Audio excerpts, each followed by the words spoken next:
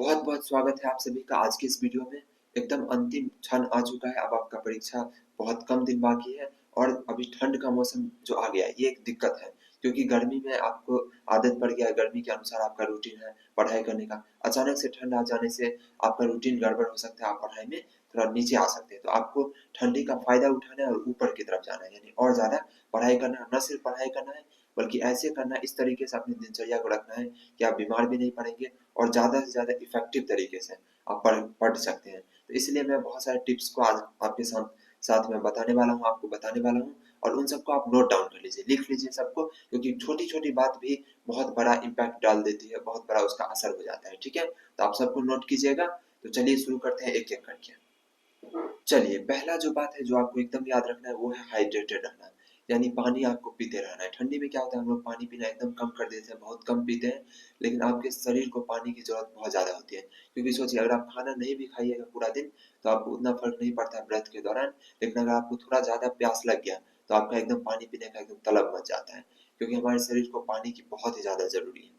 तो आपको क्या करते रहना है, पढ़ाई के दौरान दिन भर में टाइम से एकदम अलार्म लगा लीजिए, नहीं याद रहता है तो पानी पीते रहिए। इससे क्या होगा, आपका दिमाग बेहतरीन तरीके से चलेगा और आप जो भी पढ़िएगा आपके दिमाग में घुसेगा। आपको परीक्षा का चिंता नहीं होगा, स्ट्रेस नहीं होगा। कोई डाँट भी देगा घर में तो आपको ज़्यादा दिमाग, क्योंकि आपका एकदम बढ़िया से चलेगा। तो पहला टिप्स है, छोटी बातें हैं, ये बहुत छोटी बातें हैं, लेकिन आप याद रखिए इन सब चीज़ को आप फ़ॉलो कीजिएगा तो आपके लिए बहुत आसान हो जाएगा, आपका जो परीक्षा का यात्रा है। तो आपको पानी पीते रहना है। आप क्या कर लीजिए, एक बोतल ले लीजिए अपने घर में, क्योंकि बार-बार आप हैंडपंप के पास जाइएगा, चापाकल के पास जाइएगा, पीजिएगा उठ के, तो वो आपके लिए आलस हो जाएगा, क्योंकि छोटा-मोटा चीज़ करने में आलस आता है बहुत। तो क्या कर सकते हैं, आप पानी लेके लोटा में जहाँ भी कुछ भी लेके, आप जहाँ पढ़ते हैं, जिस रूम में रहते हैं, आप वहीं पानी रखिए और पीते रहिए फ्रीक्वेंटली, ठीक है? कम से कम आप जैसे आप अपने अनुसार जब भी लगे कि पानी पीना है तो आप पीते रहिए, ठीक है? तो ये पहला बात है। अब चलिए अगले बातों को भी समझते हैं। चलिए अगला जो दूसरा बात है वो है सोने और जगने का एकदम फिक्स समय। देखिए क्या होता है, अब पहले क्या करते थे आप कि रात में जैसे ही बिस्तर के अंदर जाते थे, फ़ोन चलाते थे अपना मन-मर्जी। जितना मन करता था उतना चलाते थे, फिर सो जाते थे। कोई फिक्स नहीं, कभी 10 मिनट चला के, कभी 1 घंटा रील चला रहे हैं या कुछ भी अपना मूवी देख रहे हैं, कुछ भी कर रहे हैं। लेकिन अब आपको ये नहीं करना है। आप आराम से बिस्तर के अंदर जाइए, तो फ़ोन बाहर रख के जाइए। क्या कीजिए, आप चार्ज में लगा दीजिए फ़ोन को और फिर बिस्तर के अंदर जाइए। पूरा रात फ़ोन को चार्ज होने दीजिए। सुबह में जब 100% फ़ोन चार्ज रहेगा तो आप ऑनलाइन पढ़ाई भी अच्छे तरीके से कर सकते हैं। सुबह में घूमने के लिए निकलते हैं तो वहाँ गाना चला लीजिए, गाना सुनते हुए अपना वॉक कीजिए, अगर आप सुबह में करते हैं तो। तो इससे क्या होगा, फ़ोन सुबह-सुबह चार्ज रहेगा तो आपका टेंशन खत्म रहेगा।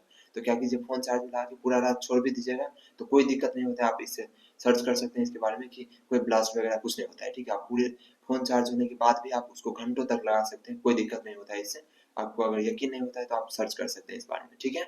तो बहुत रिसर्च हो चुका है इस पर। अभी का जो बैटरी रहता है वो बहुत लिथियम आयरन बैटरी होता है, वो इस चीज़ के लिए तैयार होता है आपका फ़ोन, ठीक है?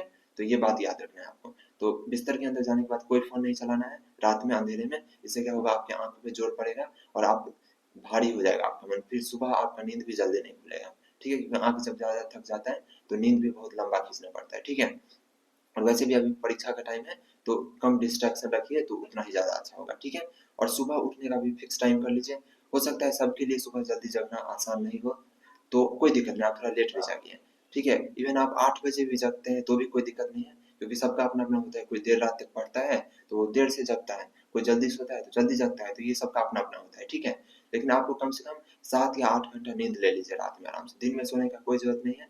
अगर आप दिन में भी झपकी लेना चाहते हैं तो बहुत 20-25 मिनट से ज़्यादा नहीं। वो कुछ लोगों का सोने का अलग रूटीन रहता है। दिन में भी उनको सोने का ब्रेक चाहिए, तो हर तरह का शरीर होता है इंसान का, ठीक है? तो हम भी पहले क्या करते थे, दिन में सोते थे, मतलब बीच में सोना पड़ता था, ठंडी में भी सो लेते थे और रात में थोड़ा कम सोते थे। तो अपने अनुसार कम से कम 8 घंटा आपको, एक जैसे आज 1 तारीख है, तो 1 तारीख को 8 घंटा सोइए, 2 तारीख को दिन-रात मिला के, ठीक है? 24 घंटे का दिन होता है, इसमें से 8 घंटा आपको कम से कम सोना है, ठीक है? क्योंकि अगर अच्छे से नहीं सोइएगा तो आपका दिमाग चीज़ों को याद नहीं कर पाएगा, ठीक है? कुछ भी याद करते हैं तो जब सोते रहते हैं तभी वो अच्छे से हमारे दिमाग में याद होता है। ये सब साइंटिफिक बात है। वरना लोग क्या बोलते हैं कि सोना बिल्कुल खराब चीज़ नहीं है। नींद एक ऐसा चीज़ है जिसमें मज़ा भी आता है और अच्छा भी है। इसके अलावा जो ज़्यादातर चीज़ है उसमें मज़ा तो आता है लेकिन वो हमारे लिए बुरा है। लेकिन नींद एकमात्र चीज़ है जिसमें मज़ा भी आता है और हमारे लिए अच्छा भी है। और फ़ोन जब से आ गया तब से तो बाहर आप पहले खेलते थे तो वो चीज़ आपसे छूट गया। आपसे बहुत कुछ छूट गया, लेकिन एक चीज़ नहीं छूटा है और बहुत जल्द मोबाइल वो भी आपसे छीन लेगा, और वो है आपका नींद, ठीक है? तो जितना भी मूवी वगैरह देखते हैं, कुछ भी करते हैं, वो आपसे क्या छीन रहा है? आपका नींद। क्योंकि भर दिन तो आप बिजी रहते हैं, तो सोने के टाइम में ही आप टाइम वेस्ट करते हैं और हर कोई वेस्ट करता है, ठीक है? तो नींद आपका छीना जा रहा है, जिससे आपको बहुत ज़्यादा हेल्थ रिलेटेड भी इशू हो जाएगा, तो आप आराम से सोइए प्रॉपर, ठीक है? फिर आपको याद भी ज़्यादा अच्छे से होगा। तो 2 बात अभी तक बता दी है, अगला बात और ज़रूरी है, तो उन सब बातों को भी सुनिए। तीसरा जो टिप्स है आपके लिए, वो है आपका पढ़ाई करने का जगह। गर्मी में मजबूरी है कि आप रूम में ही बस पढ़ सकते हैं क्योंकि धूप रहता है, लेकिन ठंडी में आपके लिए एक और नया ऑप्शन अनलॉक हो जाता है, और वो ऑप्शन है आप छत पे भी पढ़ सकते हैं। और बेस्ट आपके लिए क्या होगा कि अगर आपको कुछ याद करना है, ठीक है, तो आप अपना नोट्स ले जाइए, बुक ले जाइए और छत पे जाइए, चेयर लगा, मतलब चेयर पे ही आप आराम से एक कुर्सी ले जाइए, बस बात खत्म, उसके अलावा कुछ नहीं। उस पे बैठिए, आराम से उसको लट के वहाँ पे याद कीजिए। ये आपके के लिए क्या हो जाएगा, एक्स्ट्रा धूप भी मिलेगा, आपका शरीर भी थोड़ा-सा विटामिन डी आपको मिलेगा, तो वो भी आपके लिए अच्छा है, क्योंकि विटामिन डी खाने से तो मिलता नहीं, वही सनलाइट से मिलता है, या तो उसका सप्लीमेंट आता है, वो टैबलेट आपको खाना पड़ेगा। तो बेस्ट रहेगा, क्योंकि सर्दी में वैसे भी धूप कम लगता है, तो वो आपके लिए और अच्छा हो जाएगा, इफेक्टिव आपकी हेल्थ के लिए भी, क्योंकि स्वास्थ्य ही सब कुछ है। आपका अगर वो गड़बड़ रहेगा तो पढ़ाई में मन नहीं लगेगा आपका बहुत ज़्यादा, ठीक है? तो उस पे ध्यान आपको देना ही पड़ेगा थोड़ा बहुत। तो आराम से छत पे थोड़ा बहुत पढ़ लीजिए। अब अलग-अलग जगह पढ़ने से क्या होगा, आपको नींद भी कम आएगा। जैसे आप रज़ाई में पढ़ रहे हैं, ठंड बहुत ज़्यादा शीतलहर वाला ठंड रहेगा, तो उसमें पढ़िएगा तो नींद आएगा, तो आप जगह चेंज करते रहिए। कभी टेबल चेयर पे बैठिए, तो कभी रज़ाई थोड़ा-सा ओढ़ के वहाँ पे बिस्तर पे भी पढ़ सकते हैं, क्योंकि बिहार में बहुत ठंड रहता है, ठीक है? तो हवा हवाई बात से नहीं हो सकता है, तो हर जगह आप क्या कर सकते हैं, थोड़ा-थोड़ा चेंज कर कर के पढ़िए, और इस तरीके से आप पढ़ेंगे तो ज़्यादा अच्छा रहेगा, ठीक है? तो पढ़ाई का जगह क्या करिए, बदलिए। नींद आ रहा है तो इसका मतलब ये नहीं सो जाइएगा, उठिए, थोड़ा-सा टहल लीजिए और जगह बदल के पढ़िए। और एक चीज़ और आपको करना है, जो अगला टिप्स है आपके लिए, वो है कि आपको थोड़ा बहुत एक्सरसाइज भी करना है, ठीक है? थोड़ा-सा, क्योंकि आप बाहर निकलिएगा नहीं, खेलिएगा नहीं, वैसे भी खेल-कूद अब बंद ही हो चुका है। जब से फ़ोन आ गया है, तो खेल-कूद तो ऐसे ही बंद है। तो लेकिन आप लोग हो सकता है खेलते हो सीनियर लोग का के लिए, तो हालाँकि पहले अगर 100 लोग खेलता था, तो अब महज़ 50 लोग खेलता है, फ़ोन-वोन के चक्कर में। अब थोड़ा खेल-कूद बंद हो गया है, क्रिकेट वगैरह, जो पहले होता था गली सब में ज़्यादा। तो ख़ैर वो सबका अपना-अपना समाज है, वहाँ अलग-अलग सिस्टम रहता है। तो अगर आप पॉसिबल है खेलने का, तो थोड़ा-सा शाम में खेल लीजिए, नहीं तो आपको रूम के अंदर ही थोड़ा-सा एक्सरसाइज़ करना पड़ेगा, ठीक है? तो शरीर थोड़ा-सा गर्म रहेगा। बेस्ट रहेगा आप सुबह में ही कर लीजिए, शरीर आपका गर्म हो जाएगा, ठीक है? तो आपके लिए अच्छा रहेगा। नहीं तो आप योगा से भी कर सकते हैं, लेकिन वो सब इफ़ेक्टिव नहीं है ठंड में, और उसमें नींद भी आने लगता है योगासन में, तो बहुत स्लो है वो चीज़। आप अभी तक कभी नहीं किए हैं, तो आपके लिए ठंडी में उसका शुरुआत करना मुश्किल ही रहेगा, तो और आपके लिए इरिटेटिंग हो जाएगा। तो बेस्ट है कि आप एक्सरसाइज़ कर लें, ठीक है? आपके पास कुछ नहीं है, उठाने के लिए डंबल भी नहीं है, तो भी कोई दिक्कत नहीं, आराम से आप पुशअप कीजिए, जो और पुल अप कीजिए। पुशअप जो ज़मीन पे रख के करते हैं, ऐसे हाथ रख के, और पुल अप छज्जी या कुछ होता है जिसको पकड़ के अपने बॉडी वेट को ही हम लोग बार-बार ऊपर-नीचे उठाते हैं, तो उसको पुल अप बोलते हैं। वो कर सकते हैं, स्क्वाट्स कर सकते हैं, ऐसे उठक-बैठक की तरह जो होता है वो कर सकते हैं आप। इससे क्या होगा, आपका पैर वगैरह का सही हो जाएगा पूरा। इस तरह से आप यूट्यूब पे वीडियो भी देख सकते हैं, 1-2 वीडियो देखिएगा, आपको पता चल जाएगा कि कौन-कौन सा एक्सरसाइज करना है, जिससे आपका सारा शरीर अनलॉक हो जाए। ऐसा नहीं कि सिर्फ 1-2 एक्सरसाइज कीजिएगा तो हाथ का और पैर का होगा, बाकी अंग पे असर नहीं पड़ेगा। तो ऐसा एक्सरसाइज कीजिए कि ओवरऑल पूरा बॉडी आपका गर्म हो जाए। ज़्यादा आपको नहीं करना है, थोड़ा बहुत कर लीजिए, ठीक है? तो इससे क्या होगा, आपका एक नया आदत भी आपका लग जाएगा, और आज के टाइम में एक्सरसाइज कितना ज़रूरी है, ये सब कोई जानता है, ठीक है? तो आप ये कर लीजिए। और अगला जो टिप्स है उसको भी समझिए, बहुत ज़रूरी है आपके लिए, और वो है डाइट। आपको अच्छे से खाना खाना है, ठीक है? चावल-दाल से बहुत ज़्यादा एक बार में खा लीजिएगा तो नींद आने लगेगा, तो वो तो आप खाना है, वो तो मेन खाना ही हम लोग का है, तो वो तो खाना ही पड़ेगा। इसके अलावा भी आप क्या कीजिए, जैसे शाम-वाम में आप क्या करते हैं, समोसा सब खा लेते हैं, तो वो सब मत मत खाइए, क्योंकि वो सब अनहेल्दी होता है, तेल-वेल वाला रहता है, तो उसमें नींद भी आपको ज़्यादा आएगा, आपको एकदम थकान टाइप का, इंडाइजेशन भी हो सकता है, बीमार पड़ जाइएगा तो और दिक्कत है। तो इससे बेहतर ये है कि आप अंडा वगैरह खा लें, उबला अंडा, तो ये आपके लिए बेस्ट हो जाएगा। अगर आपको लगता है कि एक चीज़ है जो मैं आपको क्लियर करता हूँ, हालाँकि उस वीडियो से इसका कोई, उस बात से इस वीडियो का कोई संबंध नहीं है, लेकिन एक जानकारी मैं आपको देना चाहता हूँ, और जो ज़्यादातर लोगों को पता नहीं होता है। ज़्यादातर लोगों को ये लगता है कि हम लोग जो अंडा खाते हैं, वो नॉन-वेज है, यानी उसके अंदर एक चूज़ा का जान है, जो चूज़ा दुनिया में आ सकता था, हम उसको उसके आने से पहले ही अंडे की तरह खा रहे हैं। ये इसलिए ऐसा हम लोग सोचते हैं, क्योंकि हम लोगों को लगता है कि अंडे से तो चूज़ा निकलता है, हम लोग का दिमाग सिंपल चलता है, और 90% लोग आज तक यही मानते हैं। लेकिन यहाँ पे एक बात है, मान लीजिए आप बाज़ार जाते हैं, ठीक है? आप एक मुर्गी खरीद के लाते हैं, ठीक है? घर में, सिर्फ़ मुर्गी लाते हैं, मुर्गा नहीं लाते हैं, ठीक है? तो भी कुछ टाइम बाद वो मुर्गी अंडा देगी। तो इसका मतलब क्या, उस अंडे से चूज़ा निकलेगा? नहीं, ऑफ़ कोर्स नहीं निकलेगा, क्योंकि कोई मुर्गा है ही नहीं। अब सिंपल बायोलॉजी आप लोग पढ़े होंगे तो भी समझते होंगे कि मेल फीमेल दोनों चाहिए रिप्रोडक्शन के लिए, तो सिर्फ़ कैसे हो जाएगा एक अकेले से? तो वो जो अंडा होता है ना, जो हम लोग मार्केट में खरीदते हैं, वो यही वाला अंडा होता है, यानी नॉन फर्टिलाइज्ड एग। इसको बोलते हैं नॉन फर्टिलाइज्ड एग, यानी वो एग जो फर्टिलाइज्ड नहीं हुआ है। तो उसमें से कभी चूजा निकल ही नहीं सकता, उसको मुर्गी के पास छोड़ दीजिए, कोई दिक्कत नहीं है, तो भी नहीं निकलेगा। तो वो जो हम लोग खाते हैं प्योर क्या है, और जैसे दूध है वैसे वही है, ज़्यादा कोई फर्क नहीं है। दूध भी गाय देती है और वो मुर्गी देती है, बस इतना ही का फर्क है। और उल्टा अगर आप ज़्यादा साइंटिफिक तरीके से सोचिए, तो दूध से भी ज़्यादा ये नॉन वेज नहीं है, ठीक है।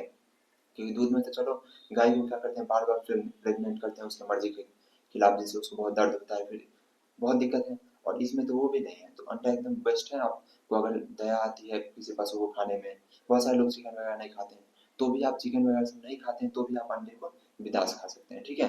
तो कोई दिक्कत नहीं है इससे, आप इस बारे में सर्च कर सकते हैं, साइंटिफिक बात है और यही बात है, ठीक है। तो आप अंडा खा सकते हैं क्योंकि इसमें प्रोटीन आपको मिल जाएगा और सस्ता है, जो दाम समोसा जितने में आता है उतने में भी अंडा ही आ जाएगा।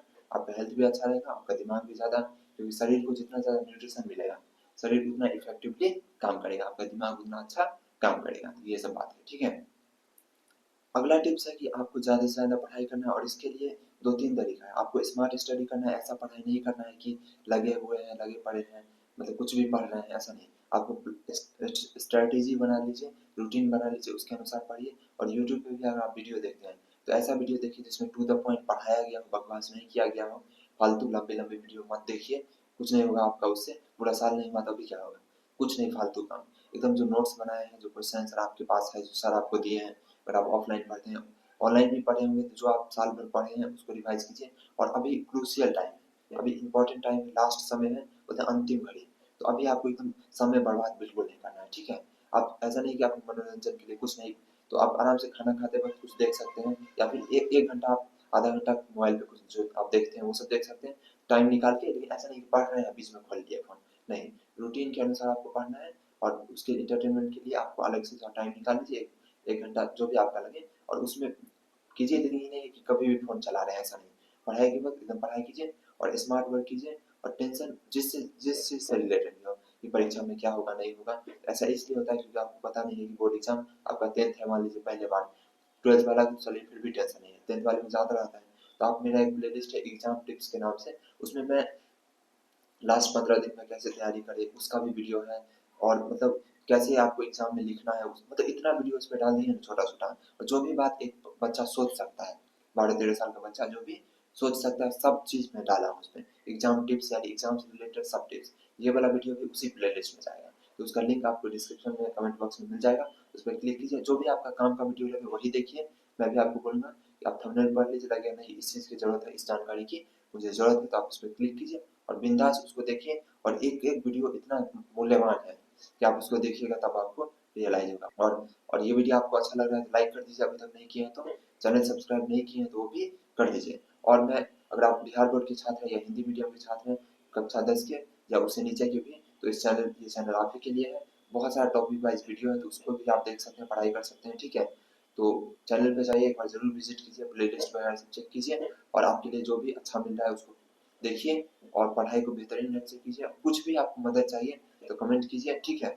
और पढ़ाई को एकदम दमदार तरीके से जारी रखिए। इसी के साथ वीडियो को खत्म करते हैं। आपका परीक्षा एकदम बेहतरीन हो, इसके लिए आपको ढेरों शुभकामनाएं।